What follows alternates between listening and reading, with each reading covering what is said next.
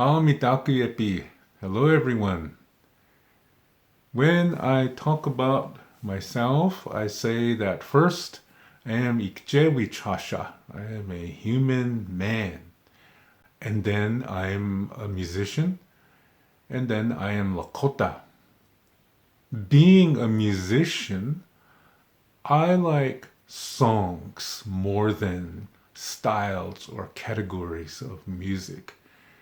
Because for me, it's the song that's important, not the style, not the genre, as some people say. I like songs. As a result, I like songs from many styles of Munich. Of Munich. I like many styles of music.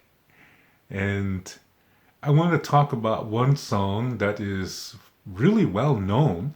It's not my song, and I'm not going to sing it. I will play the song from its original composers, who are known in the native music world as Primo and Mike. And their songs, a lot of them are associated with Native American church. And this is a religion that not all natives belong to. I do not support them, but I respect them. We all have the right to believe what we want to believe in, as long as it's not meant as an attack or to prove somebody wrong by trying to force our way onto others, because that would be oppression, and that's not respect, that's not honor. So I do respect them. I don't agree with them, and that's okay. We can agree to disagree and still have peace. Anyway, this song, like I said, is very well known. It's in a lot of native movies, and it really makes you feel good. It makes me feel good when I hear the song, because they use Lakota words in there. I will play the song, and I'm going to put the Lakota words to the song as they're singing those words, and the English translation will be underneath those words. So there are some places in this song where they say things like hey oh hey na na na hey na na, something like that. I don't know it really, but these are vocables. These are not words. Okay, so you will see on the screen in parentheses vocables. So vocable is music that the voice makes that is not words but beautiful sounds. So our voice is like an instrument, and sometimes it's just sounds that come out and not necessarily words, and they can be very beautiful and very uplifting, spiritual, soothing, healing. And so you will see that on the screen where it'll say vocables. Okay, these words are very beautiful words. And they're in a lot of Lakota songs, traditional songs, a lot of prayers. And when I hear this song, I get all teary-eyed, and it just makes me feel good. These voices are very comforting. And so, with that, here we go. Wane wachielu adelo magiayo. Wane wachielu adelo magiayo.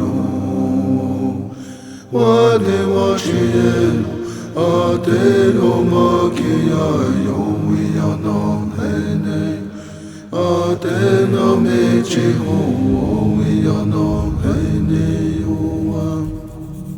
Ashiya che che lo.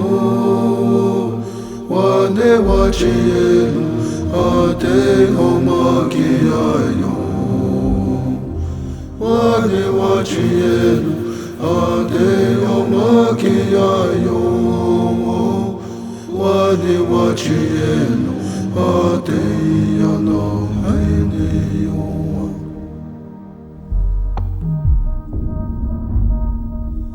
Which your name, which your name, which your name, which your name, which your name, which your name, which your name, which your name, which your name, Chankoki, hello, no more watching, no name, which your name, which your name. Which your name, which your name, which your name, Chankoki, hello, no more watching, no, no,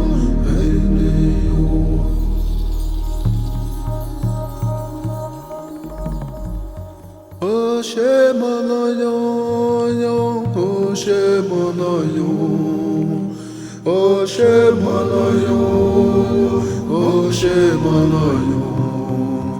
Oh Shemanayo, oh Shemanayo, oh Shemanayo, Wane Wachieno, Aineyo, Wakata Kanayo, oh Shemanayo, oh Shemanayo, oh Shemanayo.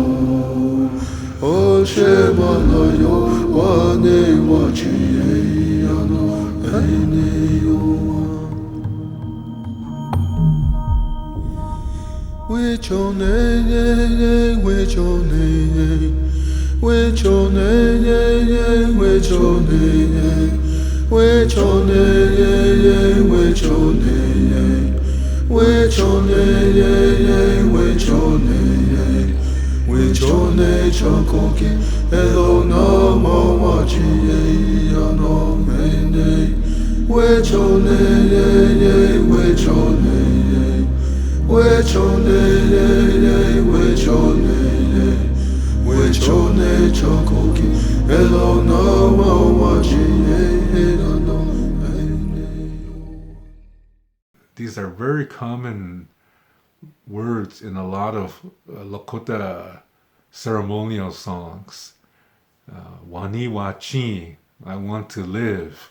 Mushimala, have compassion upon me. Now, these translations that I just gave you, these are the traditional translations. Now, at the beginning of the late 1800s, we were put on reservations and we went through a process whereby we lost our way of thinking, our perspective, because we were put on the reservations, which were like prisons. We were not allowed to speak our language. We were not allowed to do our ceremonies, so we're hit emotionally and spiritually there. And we were not allowed to leave the reservations. We were not allowed to have any kind of weapons. So we couldn't hunt.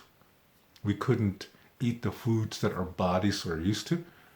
So we were attacked physically, you could say. And we developed diseases because of that, like heart diseases, hypertension, diabetes, and things like that, which we still have a problem with today. So that's 3 of the 4 parts of the self, yeah, the physical body, the emotional part of the self, and the spiritual part of the self, which leaves one more part, and that's the mind. So we were hit in 3 parts, and automatically the mind became weak in our people, and our spiritual leaders, our healers, were sent to a mental institution to die. And they also placed us far apart from each other. There was a certain act called the Dawes Act that separated us from each other, so we couldn't see each other. And this was a really drastic change, because before that, we all lived together in a camp, the Tioshbaye, and now we're separated from each other. And so at that time, the Christians sent their priests to each reservation, and But these priests learned our language and they used it against us, yeah? they they used it to invite us to their church, and it offered an opportunity for us to all be together, yeah? Even if it was just for a few hours, we could be together again. And being weak in the mind, we started to accept what the priests were saying. We started to believe that.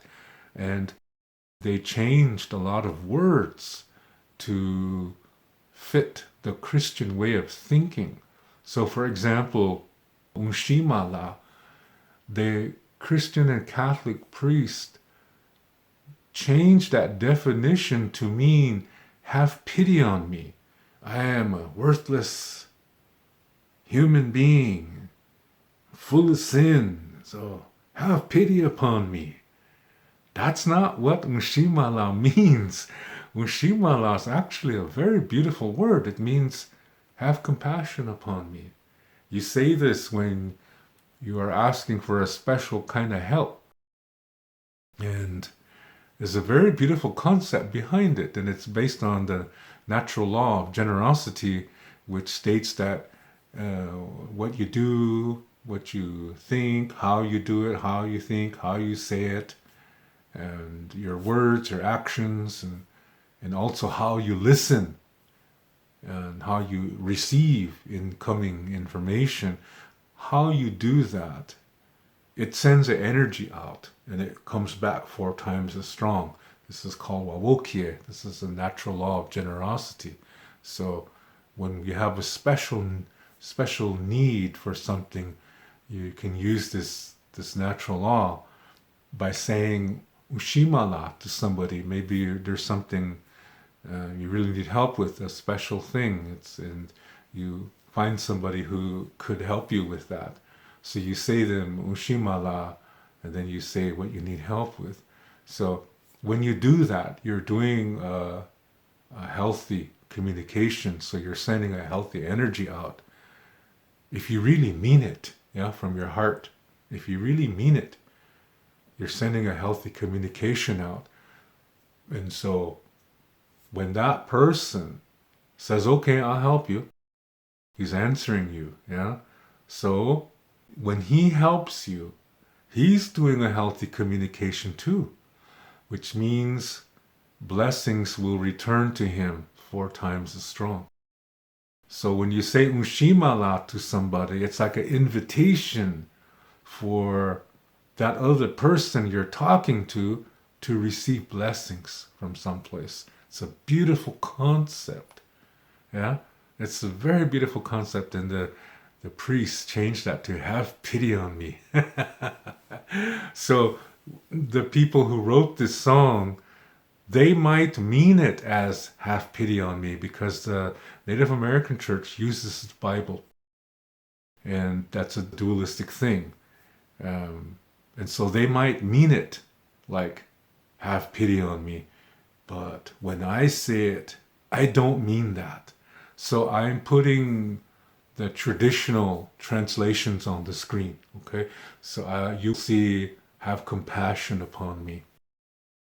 And when they say Wakantanka, again, the Christian priests, they changed that to mean God, the one almighty, yeah, omnipotent, the Alpha and Omega.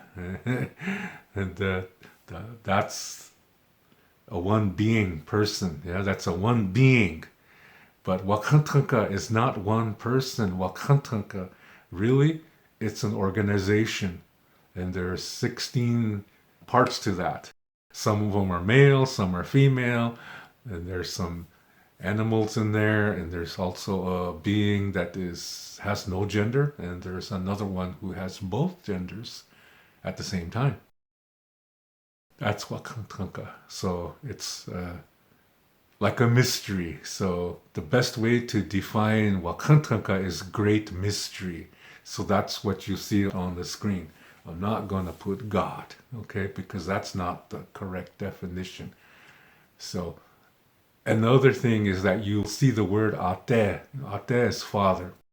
This is another evidence that this is a Christian influenced song. This is a a song with the Christian perspective. Okay, so the way I translate it is with the original Lakota perspective definitions, and try to see it like that too. Okay, and the other thing, I will repeat it again, is that even though I do not support the Native American church, I respect them, because we all have the right to believe what we want to believe in. And we can agree to disagree, and we can still have peace. So I have nothing against this song. And music is one of the things that was used to create the universe. Yeah, there were 4 things that were used to create the universe, and music was one of them. So as a musician, like I said before, I look at all music, no matter where it's coming from. I don't judge it. And sometimes there's songs that I like, they appeal to me, and sometimes there's some that don't, and that's okay. Yeah, there's a lot of Lakota songs, and just because they're Lakota doesn't mean I like them all. Yeah, like I said, it's the song, not the category, not the style. It's the song that's important. And when you just say, well, I'm just going to like rock and roll songs and nothing more, then you are really limiting yourself into this little area. Yeah. But when you say, I like songs, it's now you're free. Yeah. You're really open. And so in this spirit, I love this song. This song would not be classified as traditional, because this Native American church religion is not that old. So I would not say this is a traditional Lakota song. Another evidence that this is not a traditional song is that there's harmonizing in this song, which is beautiful, okay? But traditional ceremonial spiritual songs, they don't have harmony, okay? This is more of a Western kind of thing in the music world. But it's still nice, yeah? It's a blend of this and that, and when you do it in a respectful way, it's beautiful. So there you have it, and I hope you enjoyed the music. And with that, in our way, is circular, so there's no end. And this is why we have no word for goodbye. Instead, we say until next time, which in Lakota is Toksha Ake. And I will catch you in the next video. To learn more about Lakota spirituality, I have written a book called Wichocha Otechike. This book also includes Lakota Star Knowledge information. All the videos that I make, which are about Lakota spirituality, Lakota Star Knowledge, and cultural information, are based on this book. This book costs 99 American dollars. This price includes the shipping cost. And to learn more about Lakota language, I have written a Lakota language book called Chante Etanha Owoglake, Speaking from the Heart. And all my Lakota language videos are based on this book. This book costs 119 American dollars. This price includes the shipping cost. And new for 2024, I have a new book titled Chekia, which means pray. This book includes a CD which has traditional Lakota prayers and traditional spiritual songs. This book cost 57 American dollars, and this price includes the shipping cost. I also teach online, and I give spiritual consultations as well. If you are interested in any of my services and products, you can send payment via PayPal to my email address, which is info@wolakota7.com. You can see the email address on the screen, and it's also in the video description below. When you send your payment, please include your shipping address and your email address. I do have a Patreon account, and you can see the link to that in the description below the video. Here you can also make donations to my channel, and you can also buy my products, my books, and my services concerning private Lakota language lessons and spiritual consultation or spiritual instruction. Again, you can see the Patreon link in the video description below. Lila Pilamayelo. Thank you very much.